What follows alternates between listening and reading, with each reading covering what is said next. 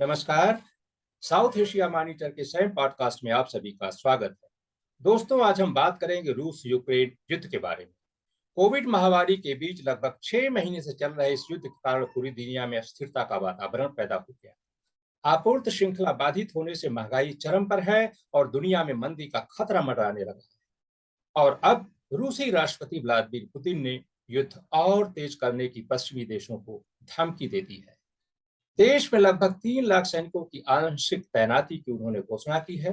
Putin ने यह घोषणा ऐसे समय में की है जब हाल ही में प्रधानमंत्री नरेंद्र मोदी ने एससीओ की समरकंद शिखर बैठक से इतर पुतिन के साथ मुलाकात की थी और युद्ध समाप्त करने का आग्रह किया था।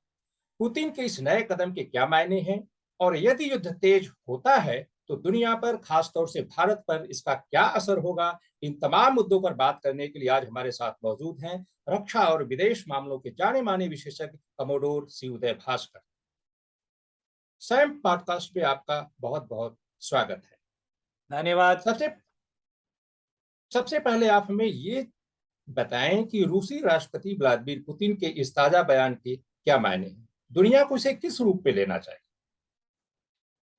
आज जो रूसी राष्ट्रपति पुतिन साहब ने जो बयान दिया है, मैं इसको काफी अहम समझता हूं। इसके 3 अलग पहलू हैं। एक है सैनिक, दूसरी है कूटनीतिक और तीसरा है सामरिक, जहां तक उन्होंने महाविनाशक हथियारों का जिक्र किया है। यदि हम सबसे पहले इसका जो सैनिक जो पहलू है देखें और इसका समीक्षा करें, तो अभी जो बयान आया है उससे यही लगता है कि पुतिन साहब समरकंद में जो एससीओ का शिखर सम्मेलन हुआ था, उसके बाद वो अंतरराष्ट्रीय मंच पे थोड़ा सा डिफेंसिव हो गए हैं। आपको याद होगा कि जिस प्रकार से प्रधानमंत्री मोदी ने उनके साथ जो बातचीत किया था और साथ साथ जो चीन के राष्ट्रपति शी जिनपिंग साहब ने जो कहा था, पुतिन साहब ने यह स्वीकार किया था कि भारत और चीन के बीच में एक प्रकार का चिंता जो है वो समझ सकते हैं और वो भी चाहते हैं कि यूक्रेन का युद्ध को जल्दी समाप्त करें। तो अर्थात ये कि अगर आप समरकंद में जो हुआ था शिखर सम्मेलन, उसका अगर तस्वीर थे टेलीविजन के ऊपर, जिस प्रकार से पुतिन साहब ने रिस्पांस दिया था, वो एक प्रकार से आप कह सकते हैं कि डिफेंसिव पे हो गए थे। तो मेरे व्यक्तिगत राय में ये है कि आज का बयान उसका एक प्रकार का चेतावनी है, एक सिग्नल है विश्व को, और साथ साथ रूस की जो अंदरूनी राजनीतिक जो माहौल है कि यूक्रेन के अंदर इस वक्त कहा जा रहा है कि रूस के ऊपर दबाव बढ़ गया है। यूक्रेन एक बहुत ही अनएक्सपेक्टेड तरीके से सफलता उन्होंने प्राप्त किया है।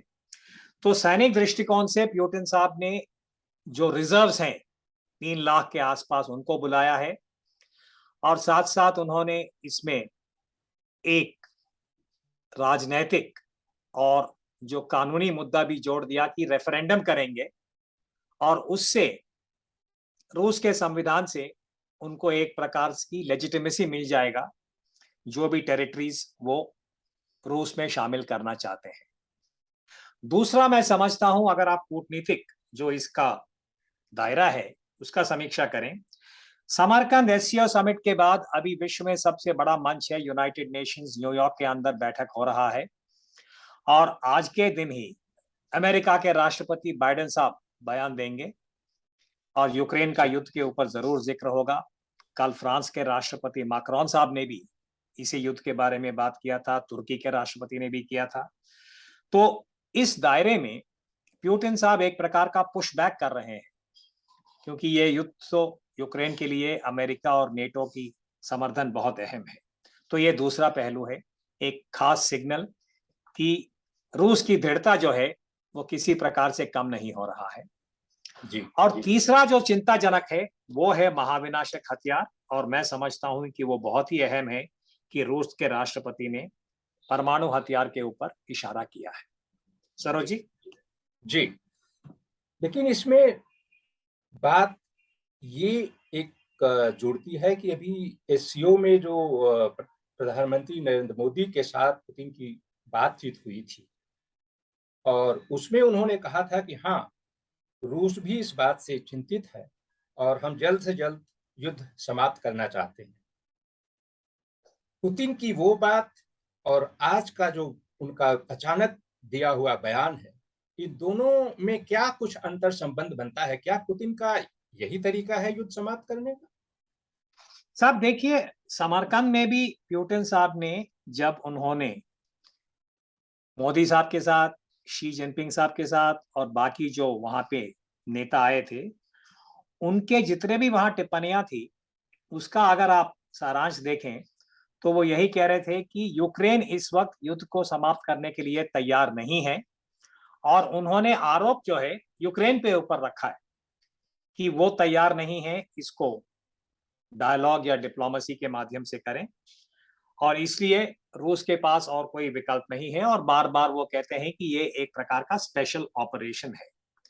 परंतु जो सैनिक हकीकत है, जो हमारे पास तस्वीरें आ रही हैं, जो टीवी से रिपोर्ट्स आ रहे हैं, बार बार यही कहा जा रहा है कि यूक्रेन को काफी सफलता मिला है कई क्षेत्रों में।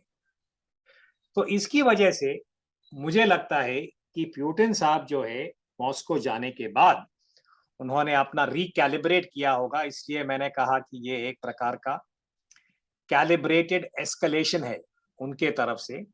जी, और अगर उन्होंने अपने रिजर्व्स को अभी बुलाया है, 3 लाख संख्या काफी, यानी कि छोटा जी, नहीं है। जी, मुझे लगता है कि टैक्टिकल सिचुएशन जो है, क्योंकि जब भी कोई लैंड ऑपरेशन होता है उसमें समय भी लगता है, और एक दूसरे के ऊपर जो दबाव डालना चाहते हैं उसमें भी जो उसका नतीजा है उसको जी, पहचानने में भी टाइम लगता है। तो मुझे लगता है कि यूक्रेन का जो युद्ध है, यूक्रेन के अंदर जो युद्ध है, जी, उस वो एक वर्ग शायद और आगे बढ़ेगा, और आने वाले दिनों में इसका हमें असर पता चलेगा। जी, सरोज जी। जी। उदय भास्कर जी, एक अंतिम सवाल जो यहाँ पे ये उठता है मेरे मन में कि रूस के कब्जे वाले जो 4 इलाके हैं जहां पर रूस रेफरेंडम को समर्थन दे रहा है, एक तो रेफरेंडम को समर्थन और दूसरे परमाणु हमले की एक तरह से धमकी भी दी जा रही है।